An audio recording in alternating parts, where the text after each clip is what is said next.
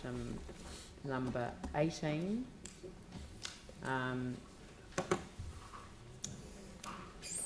That is the one where we had a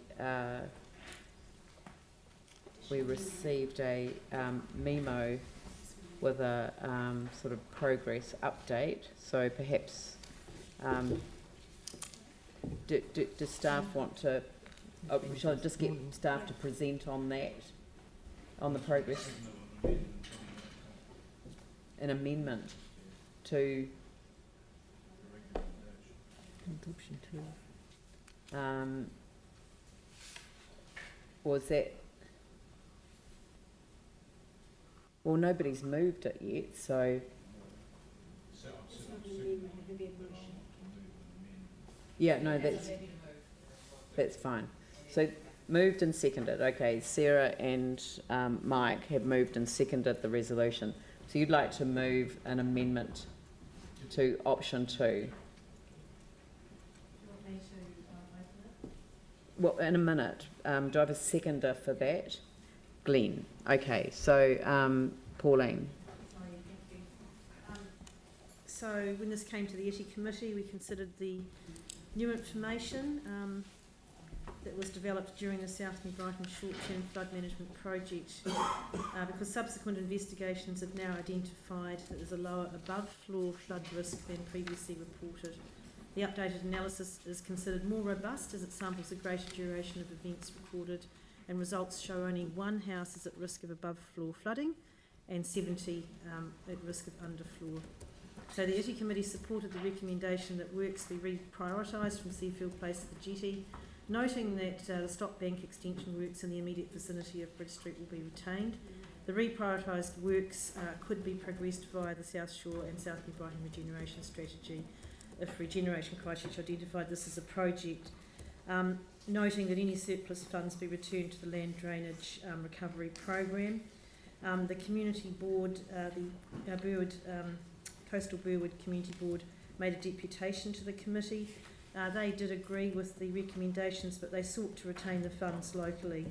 But we have to realise that the land drainage recovery program has a list of priorities for flood reduction citywide, and the funds are allocated on a prioritised basis. So the committee did not uphold their request that the funds be retained locally. So that's the resolution that we came to, and I'm happy to support it.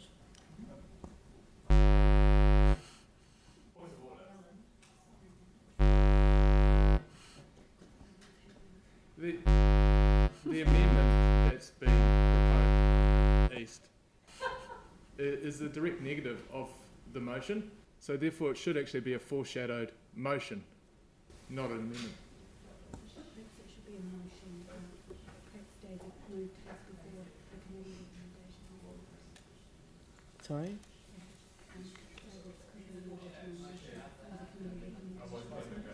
Right. Yeah. I mean, the thing is that he did move it first, but he moved it as an amendment, whereas he should have moved it as the motion. So actually the motion that we will consider is his motion.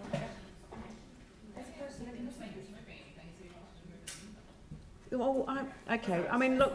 Not everyone is technically perfect when it comes to standing orders, but he did put up his hand first to move a motion, and I said he couldn't move an amendment to something. I hadn't read his amendment, so it wasn't occurring to me that was the alternative is to foreshadow a motion. No, I'd rather have the other way, thanks.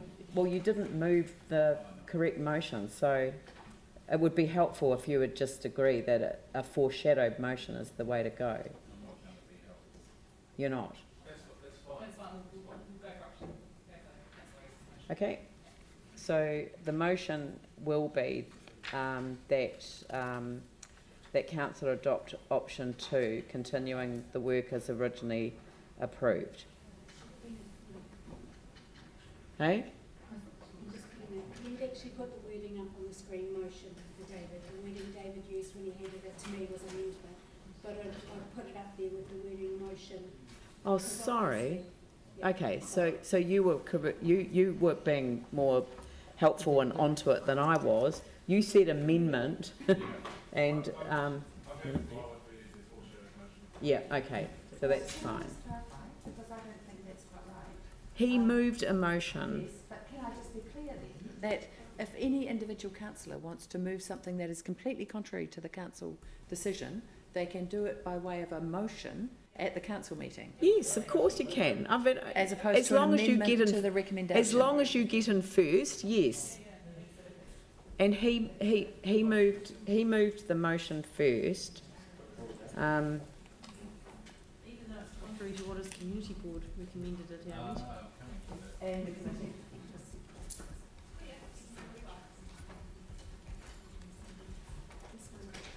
Right. So you've presented on it. Helen, do you want to speak to your report that you've provided? So and thanks very much for doing that at such short notice. And the thanks go to Debbie Hogan, because I was away in Wellington on leave. So Debbie did the work for this. So the question was to give an update on the Southshore South New Brighton regeneration strategy, and that is work that is being done jointly with Regenerate Christchurch and the Christchurch City Council, and also with Environment Canterbury, and we have Ngāi Tahu involved on the steering group for that work. So that is a broad project that's looking forward. So it's not dealing with present day issues of flood risk as the ITI committee report is. It's talking about what we do in the future. The first part of it is around developing a strategy to adapt to the impacts of climate change, because South Shore and South New Brighton are clearly out on the coast. The second part is to plan for the future use of the red zone areas out there, and then there will be a second stage of the strategy to develop an implementation plan for that strategy. So it will follow the adaptive planning approach that is being recommended by the Ministry for the Environment and the updated guidance to local government around climate change. And that guidance emphasises the importance of community engagement. So we've had a team called the HOW team, which is a group of people from the community working with staff from the agencies that have developed the engagement plan for this work, and that was presented to the two agencies Thursday last week, and Brendan Anstis went along to that presentation for council. So that is the first delivery in this project. That is how we engage with the community out there, and then the second stage will be developing that strategy. So that's really where we're up to on that. And will they come and present to us and the community board in terms of that strategy? Because I just think that whole concept of getting the local community to design the how to engage with the community strategy is brilliant. Yes, that is the intention, but we haven't nailed down a day for that briefing yet. Great. But yes, we will be doing that. Okay, thank you. So, David, you'd like to...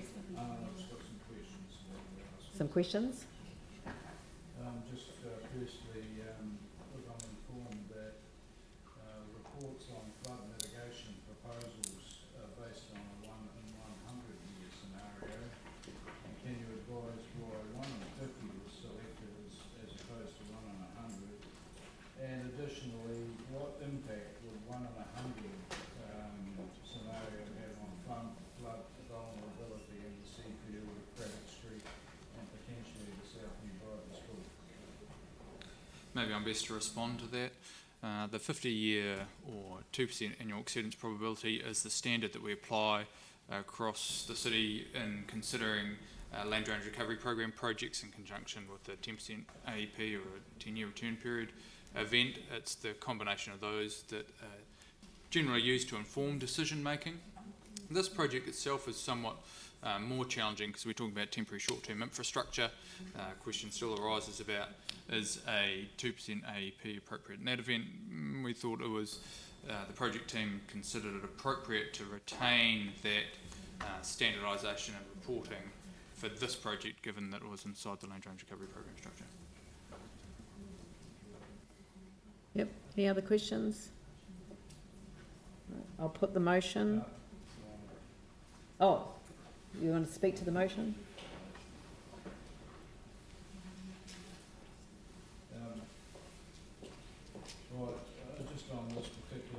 project has been continued concern over the process has utilised and significant delays in resolving issues on the eastern edge of the estuary. It's now 7 years since the earthquakes, and there's been little progress. The regeneration strategy process would indicate a number of years yet before any tangible outcomes are achieved. Nothing would have eventuated in this area if not for severe storms in July 2017 and January 2018 that resulted in emergency works being instigated.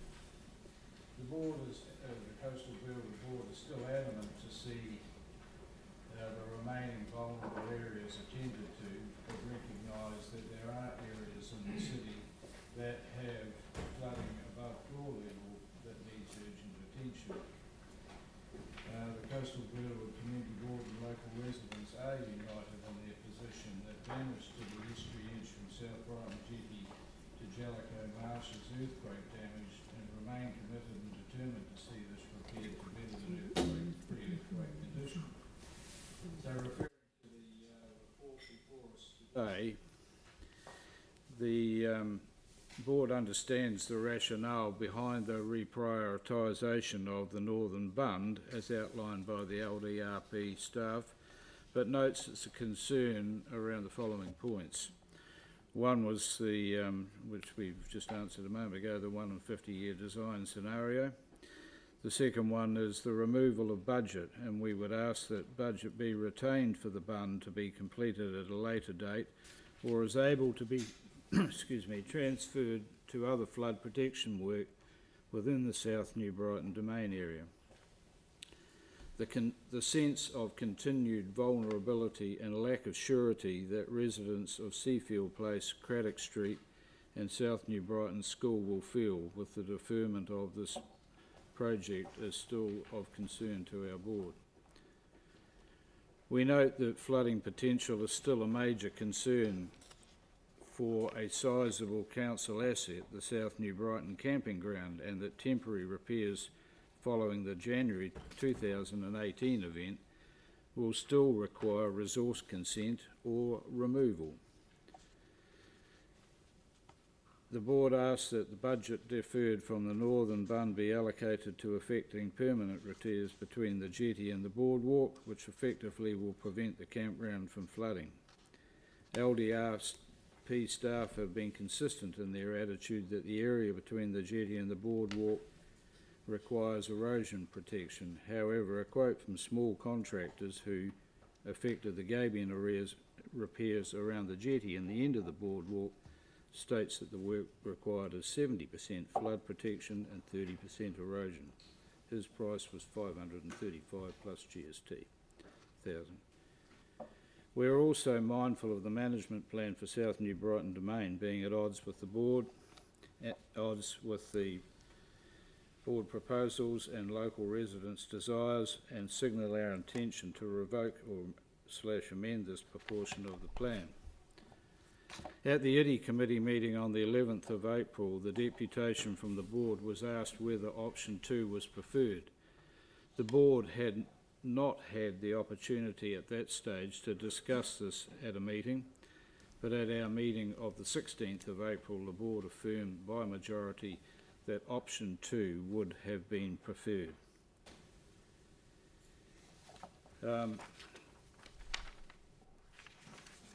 I think that's enough for now. Oh, thank you.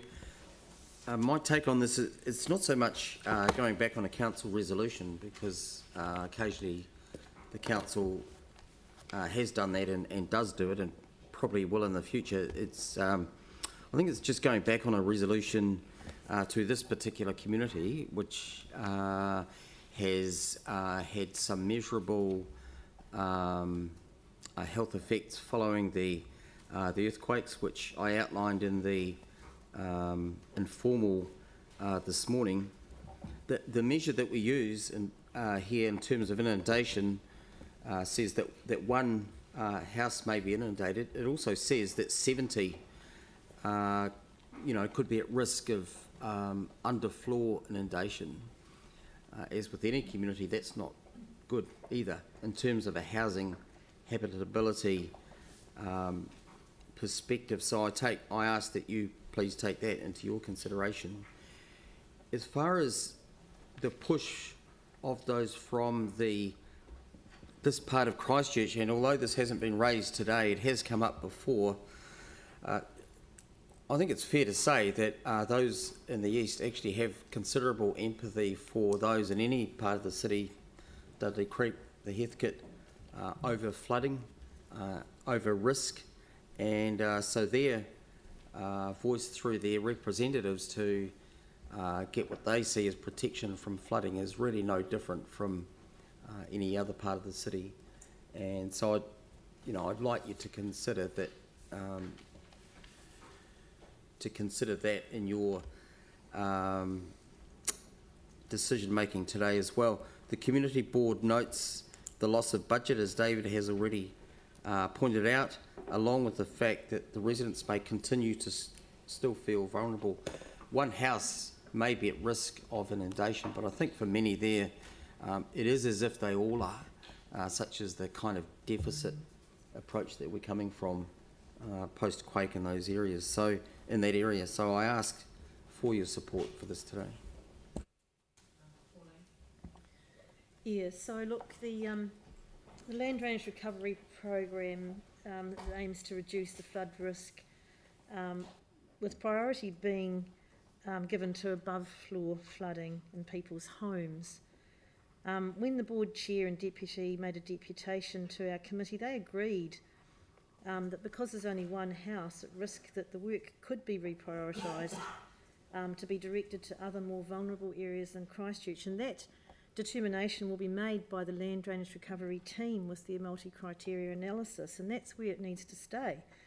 As much as the board would like to retain that funding, it is not really a viable option. I just want to note that in recommendation 4 there, that we included that because it's really important that this, should the decision, this resolution, the substantive be supported, that it is communicated personally with the residents out there, so that they understand fully that actually we're looking at the city as a whole. And I think I commend, David East for standing up for his community and wanting this to stay there. However, the data does not support that decision to be made. So the ITI committee discussed this at length, and you cannot argue with the data. We have to be fair citywide. So I'll not be supporting the additional motion. Which motion?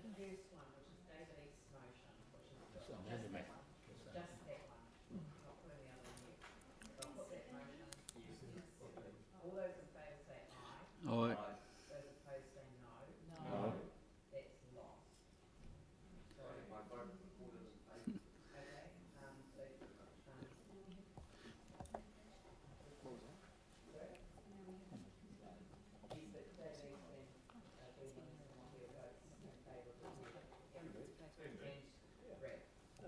Right. Oh, well done. Or drown. Or drown.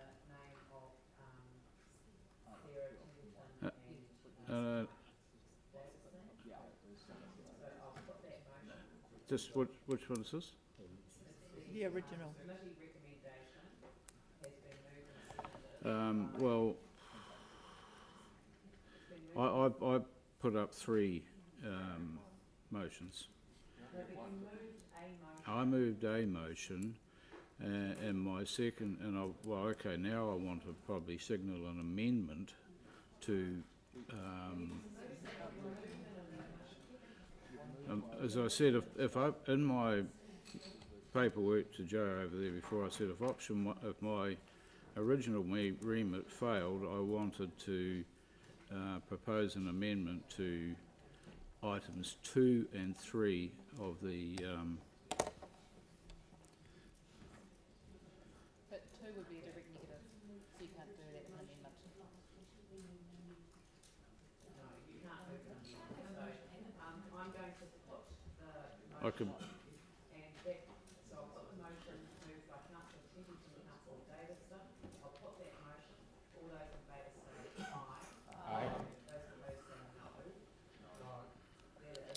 I'm a little bit miffed here, because my amendment to item 3 was not Can people indicate that they want their vote recorded against the motion?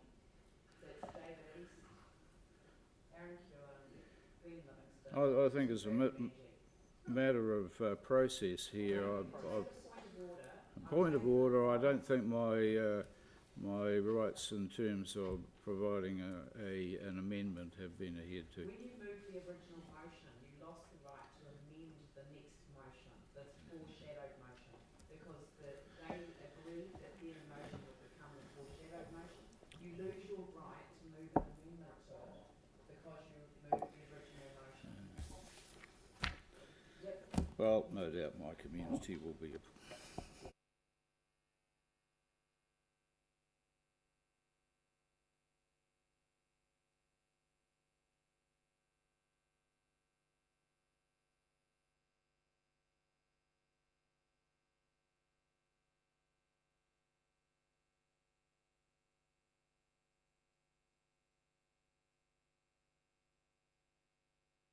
We did them earlier.